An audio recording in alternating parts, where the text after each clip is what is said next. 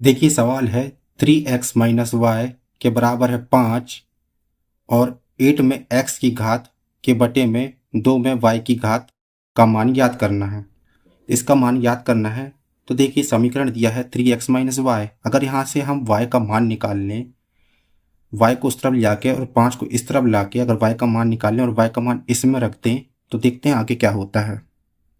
तो इक्वेशन दिया 3x minus Y, तो 3x माइनस 5 को इस तरफ लाए तो ये हो गया -5 इजिकल टू वाई को उस तरफ ले गए तो ये y प्लस में हो गया। ठीक है, y का मान यहाँ से आ गया। अब इस y के मान को इसमें रख के देखते हैं तो 8 में x की घात के बटे में 2 में 3x माइनस 5 ये हो गया।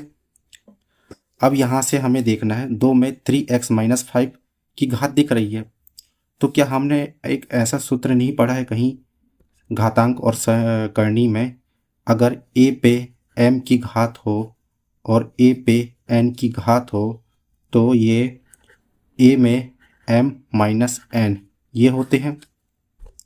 तो हमें दिख रहा होगा कि ये हमें ऐसा दिख रहा है 2 में 3x माइनस 5।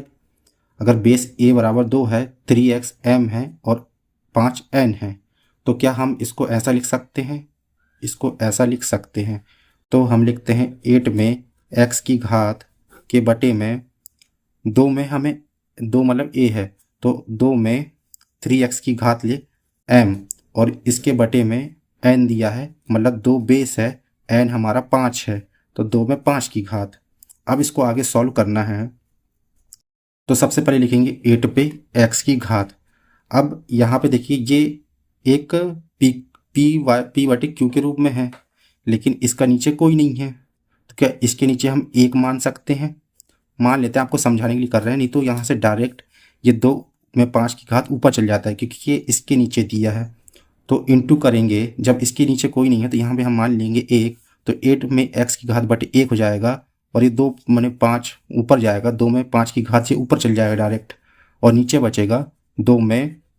अब 2 में 3 की घात करेंगे, मतलब 2 में 3 की घात कैसे करेंगे? देखिए जैसे 2 में 3 की घात और पूरे में x की घात, क्या हम इसको ऐसे लिख सकते हैं?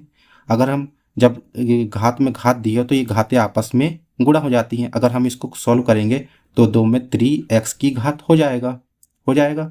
तो हम इसको ऐसा लिख सकते हैं, जब 2 में 3 की घात करेंगे तो 2 इंटू 2 इंटू 2 मतलब 8 हो जाएगा। ठीक है, तो हम यहाँ से इसको डायरेक्ट लिख देते हैं 8 और x का x दिया है तो अब देखेंगे ये 8x से ये 8x कैंसिल हो जाएगा, ये दोनों समान है। तो नीचे क्या बचेगा? 2 में 5 की घात, और जब 2 में 5 की घात बचेगी तो 2 में 5 की घात होता है 32, मतलब 2 का गुणा 5 बार, तो जिसका मान होता है 32। अब 32 आ गया, यही हमारा हो जाएगा आंसर।